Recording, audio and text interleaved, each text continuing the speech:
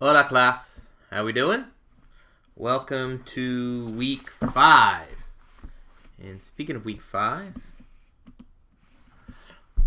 before we start, let's do a little admin as we talk about our journey through Dr. Dano's course here. We started off here on marketing management, particularly marketing orientation and learning orientation. Our next stop on our journey was satisfaction loyalty, and then we spent 2 weeks in CRM land as part of our journey. Now, I just found recently a more updated CRM article that I'm going to see if it's worthwhile, and if it is, I'm going to shoot it your way. Okay? Now, it's easily to see the connection between these 4 weeks. This week is a slightly different turn, okay, and it's a little more difficult to draw a straight line through the way these fit together with the next 2 weeks, which is branding and experience. Also, a sidebar comment. In previous years, when I've worked on this class, I've only done 1 week of branding and experience, and this year I'm doing 2. There's 1 new article for this week. There are a bunch of new articles for next week, so we have an awful lot to discuss. Speaking of this week's articles, I know I normally go in order, but this time I really want to start with the Doug Holt article, What Becomes an Icon Most? Now, branding is one of the central core tenets of marketing. If you go into Barnes & Noble and you go into the business section and you go over to the marketing section, the probability of you finding a dozen or 2 books on branding is extremely high. I mean, of all the topics, broadly speaking, about marketing, branding has to be either the number 1 or the number 2 or the number 3 topic in all of marketing. When it comes to discussion, when it comes to books, when it comes to learning, when it comes to everything. I mean, that in and of itself makes me want to do a little bit more branding stuff with you guys during our journey. But it's not just any branding anything. I want to give you a very unique slant on branding, and probably one that you're not as familiar with. Okay? Which is why we're starting with Doug. How brands become icons. When we talk about the Coca-Colas, the Harley-Davidsons, the Nikes, and the Budweisers of the world. These are, as per the previous week's video, the brands that people tattoo to their body. It becomes part of them. And Doug's article is the first one that we've had that kind of highlights some of that.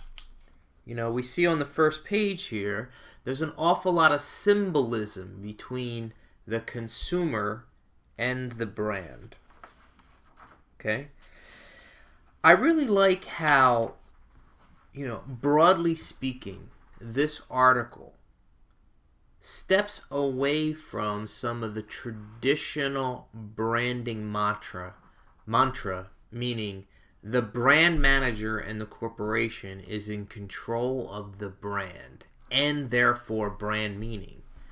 I.e., Procter & Gamble has somewhere in the vicinity of 108, 110 individual detailed items that makes Mr. Clean be Mr. Clean. He's bald, earring, white shirt, muscular. The list goes down. The Mr. Clean icon cannot deviate in any way from this list of 108, 112 items. Because therefore, it's not the brand Mr. Clean anymore. But you see, all these decisions are being decided at corporate by Procter & G,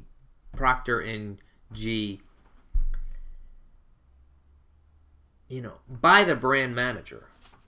And I think Holt's article here gives us the flip side of that.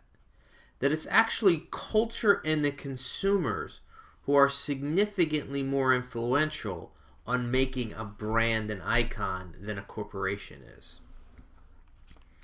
That it's a co-creation of brand meaning between, for I'll say it now, fans of the brand and the managers of the brand. And we see that, talking about the making of the icon in the case of Mountain Dew, the book goes into more than just Mountain Dew. This is the HBR article, which is a shortened version of the book, published by HBR Press. Not surprising, not surprising. Doug was actually a professor at Harvard Business Review when he did this article and this book. Not surprising, not surprising. So we basically have a brand that was floundering, and then the brand decided to make a cultural branding decision. At the time, we had the Dukes of Hazzard were popular, Molly Hatchet was popular, Southern Culture was popular. So the brand of Mountain Dew became the Redneck Rebel, a personification of what was already happening in culture. From after that faded, and Dukes of Hazzard was no longer, and the Dukes of Hazzard's culture was no longer as popular, but the slacker culture was, Generation X movement was, and you know something?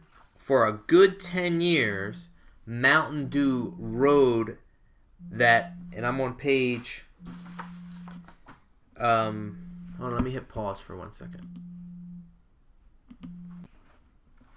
Sorry about that.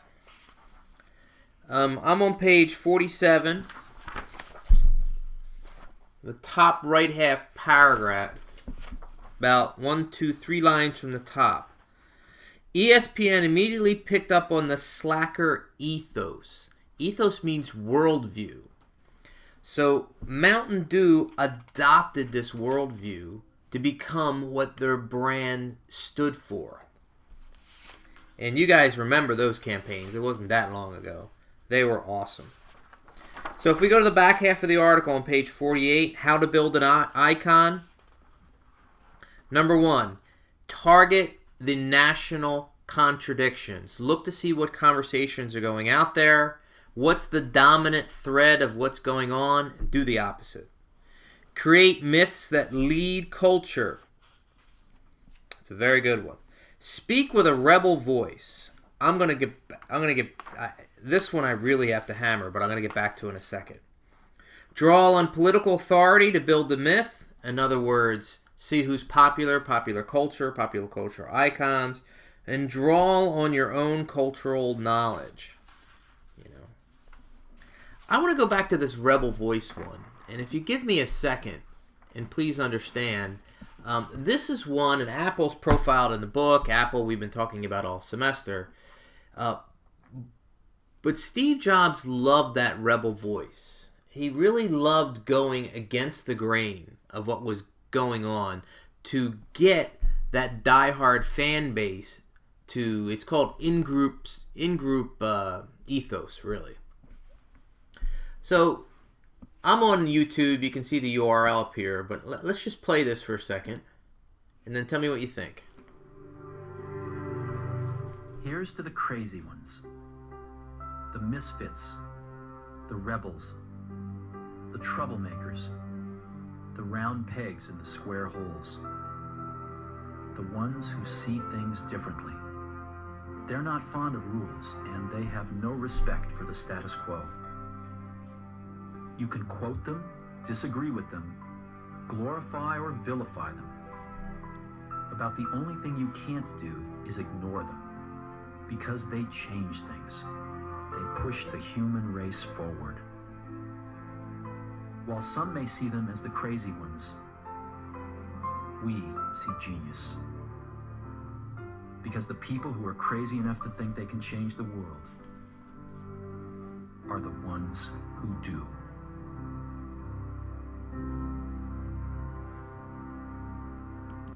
I mean, everything about this ad speaks with a rebel voice. And that's what Doug was trying to emphasize here. I mean, it says right here, never aired in 1997. A version of this ad was aired, both a 30-second and a 60-second, but it wasn't Steve Jobs doing the voiceover.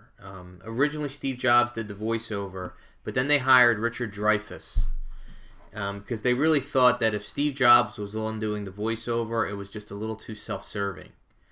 So they used an actor, and that is the campaign that ran. And we know these Think Different banners, if you recall back, they did this for 3 years almost, with almost the same icons that were listed in this video. So here we have our first branding article. By the way, if you guys are looking for a book, this is a spectacular book. And while we're at that, similar to this, I have not read Cultural Strategy yet. I'm behind. I need to pick this one up. And another one that's also spectacular is this one. Grant McCracken, Chief Cultural Officer.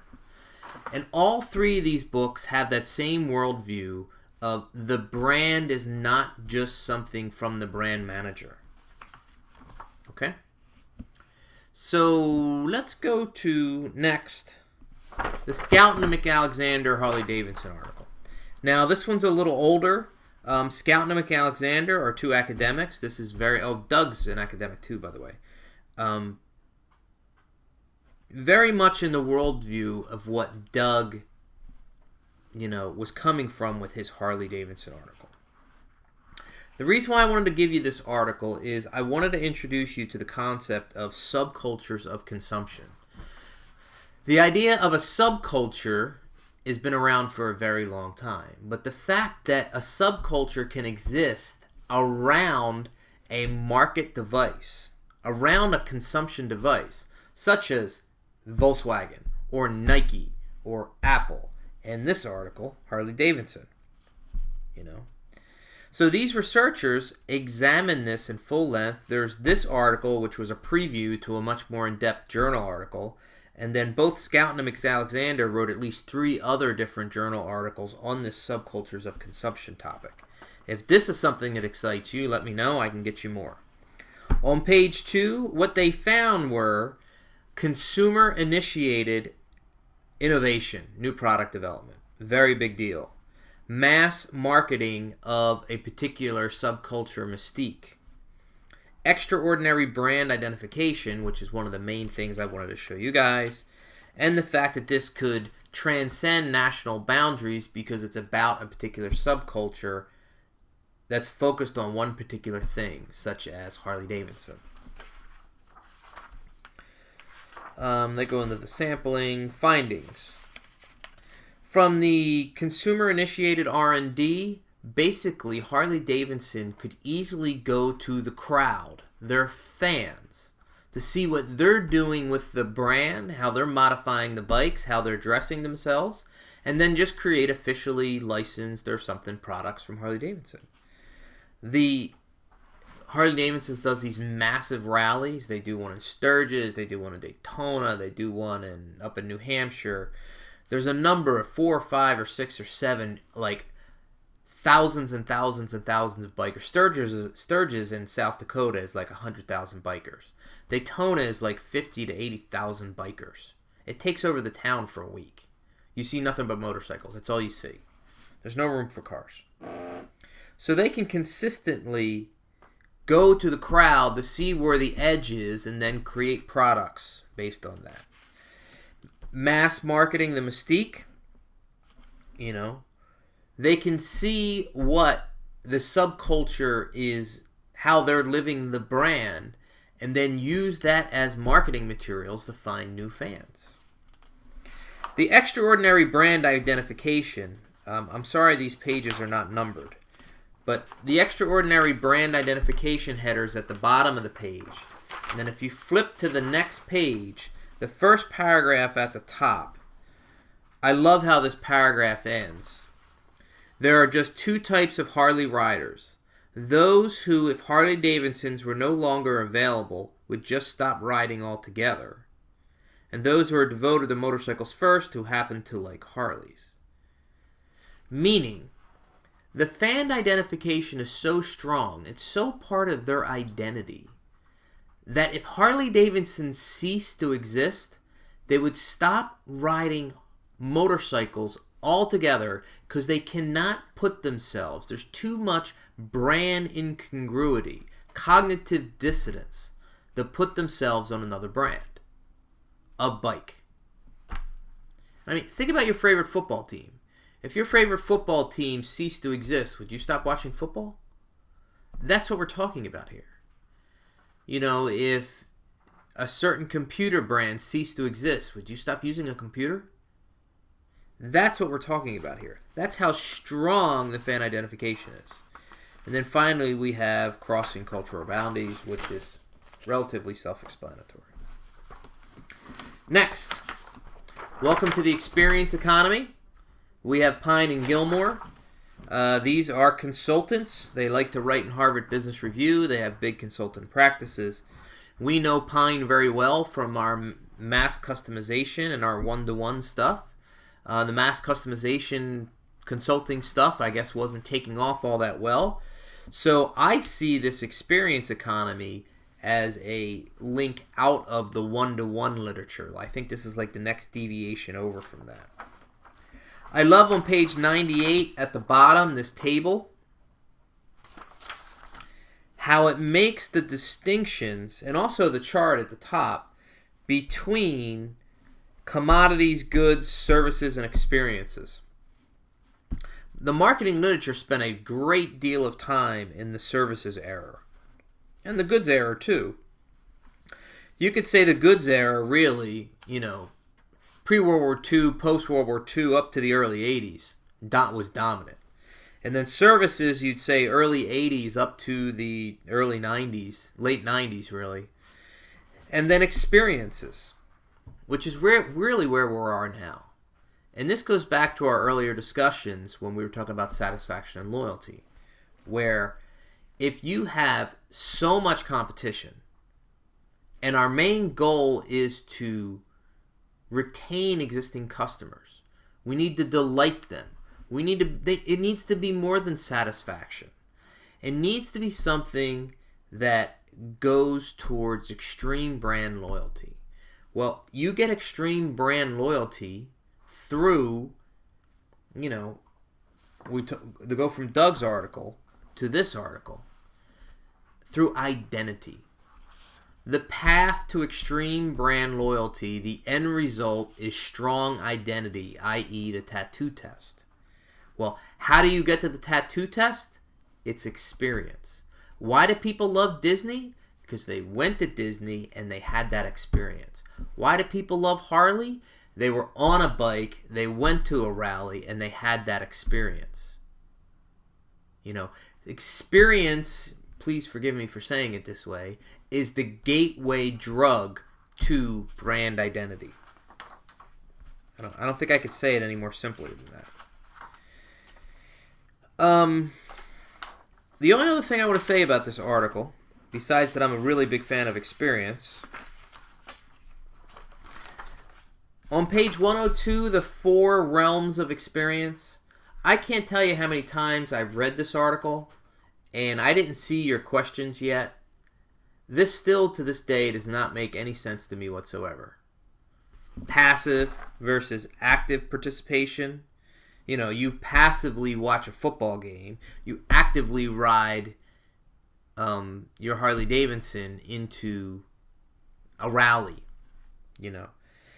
I got that part of it. I don't get the immersion and absorption.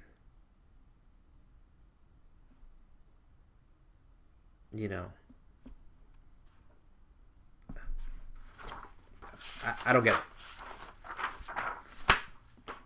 Okay. Our last 3 articles are more modern articles that tend to deal more with branding within social media. Okay.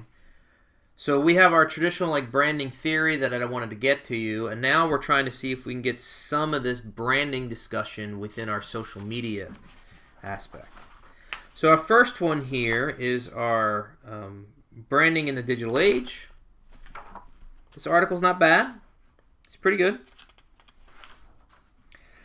I think the key component of this article is page 64. On page 64, we have the then and the now. Then we would talk about the funnel metaphor. And the funnel metaphor is all over marketing. It's particularly all over the sales literature within marketing. You know, you put a lot of prospects at the top of the funnel, and eventually you get clients at the bottom of the funnel. You know, this we're talking about in a traditional consumer behavior sense, the funnel, about the number of options out there and how the consumers walk through a more linear, lockstep decision choice in deciding what brand to finally choose. Now, when consumers 15 years ago did not have the information that they had, when 15 years ago the word of mouth was just the water cooler and not the exponential word of mouth that we have with blogs and social networks and the two-way Web 2.0 world that we exist in today, this funnel metaphor, this linear step-by-lockstep metaphor, was probably more apt. But not anymore. Really not anymore. I'm much more of a fan of the consumer decision journey, where once they do this consider and evaluate, which is a lot faster than it used to happen before, mainly because they have more information and more people that they're looking at, friends, relatives, you know, people that they follow on blogs. They then decide, buy, but in a CRM type mentality, brands are doing more through experience to maintain a loyalty loop, i.e., there's more of experiential aspect to it. There's more living the brand. And in this way, the consumer decision journey is not linear. It starts off as linear, but then it stops. It becomes more of a loop. I think that's a really big deal. And what happens is you know, that's really the Web 2.0 world that we exist in now. The pre-internet, particularly pre-Web 2.0, everything was top-down. Media was top-down, one way. Decision-making was lockstep, top-down, one way. We don't live in a top-down world anymore, which is why I'm a fan of the co-creation type branding mentality, why I'm a fan of this branding and this loyalty loop, because this is more a reflection of where culture and consumers, and particular competition, remember, we're market-oriented, is at the moment. Or are, that's plural. And this article does a pretty good job of emphasizing that. We have a nice nugget on the top of page 166, the first paragraph up here. This no longer makes sense. Now marketers must consider owned media, earned media, and paid media. You know, paid media is all marketers used to think about before. You know, we used to buy lots of TV ads. And we did some PR, which is earned. But these days, we have our own media we own. We might have a corporate blog. We might have our own Twitter handle and a Twitter channel. We might have a communications group within LinkedIn. We might have a Facebook page. This is owned media. This is media we control. You know, if you're a corporation and you have a blog and you have 120,000 people following you through their RSS, where do you think the majority of your customers are going to come from? The people that are reading your stuff on a weekly basis on that 120,000 RSS feed, right?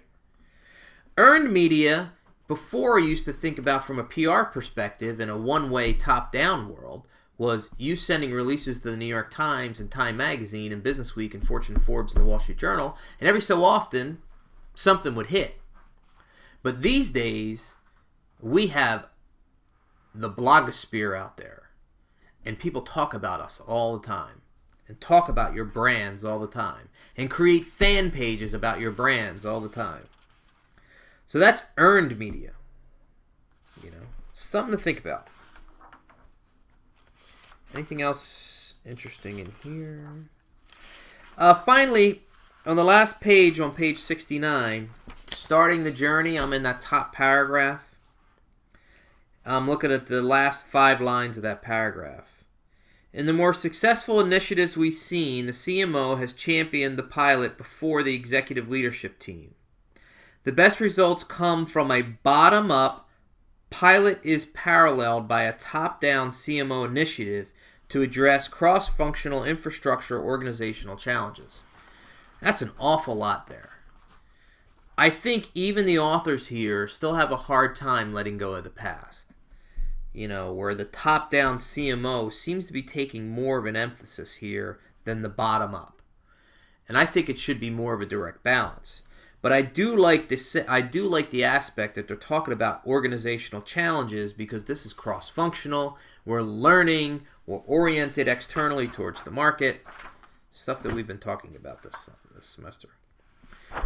Next article, the one thing you must get right when building a brand. Woo! This is another HBR one. Okay. I like this idea of leveraging social media, which is right here on page 82. This is, again, we have first paragraph underneath that, like the middle of the page, right about here.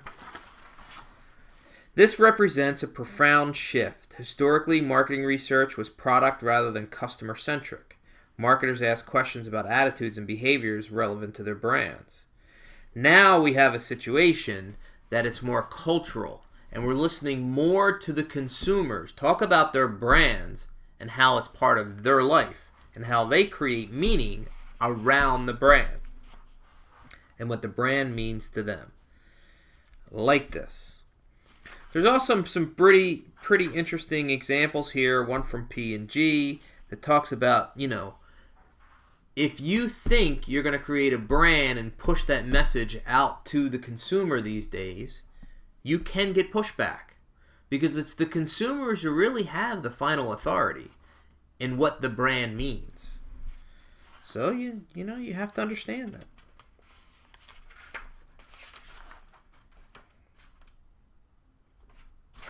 That's good. Okay. Last one, and a brand new one for this year. Found it recently, July, August 2013. How Pinterest puts people into the stores. How many of you have a Pinterest account? You can raise your hand and as you're watching this video and laugh and giggle to yourself. Well, meaning that no one else sees you raise your hand. Not about Pinterest. We have this concept of showrooming, i.e. we're just going to the store to try things on, but we really go to Zappos to buy the final purchase. And retailers have been complaining about this for years. And these individual, this is it authors? Yes, these two authors want to be like, wait a minute. Showrooming's not as a big effect as you think it is. But the main reason why I wanted to get you this article is to show you how a social network influences final decision making. And we have these wonderful examples. We have Sally, Claire, Karen, Martha, and Dana. Okay? And how they're using Pinterest to search. Think about that loyalty loop graph then, that we saw in a previous article.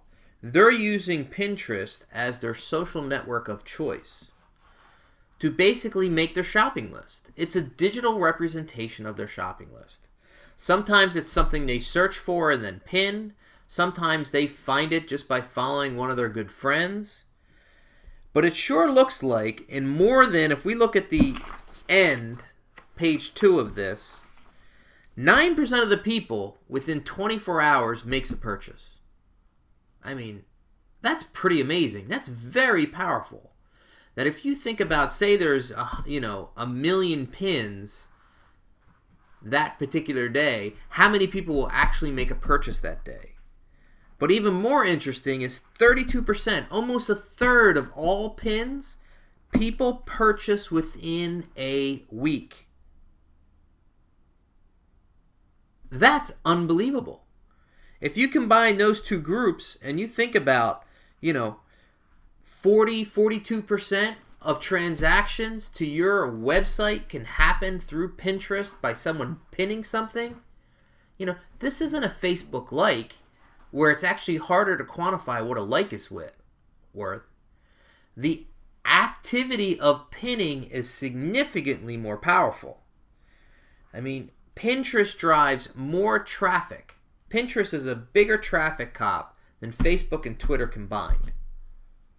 It doesn't say this in this article, but I've heard that statistic many other times when it comes to actual purchase. Don't overlook Pinterest when you're thinking about, particularly if you're a B2C brand. Okay? I thank you for your time. I thank you for your energy. This is an awesome set of articles. I love these articles. Do I have anything else up here?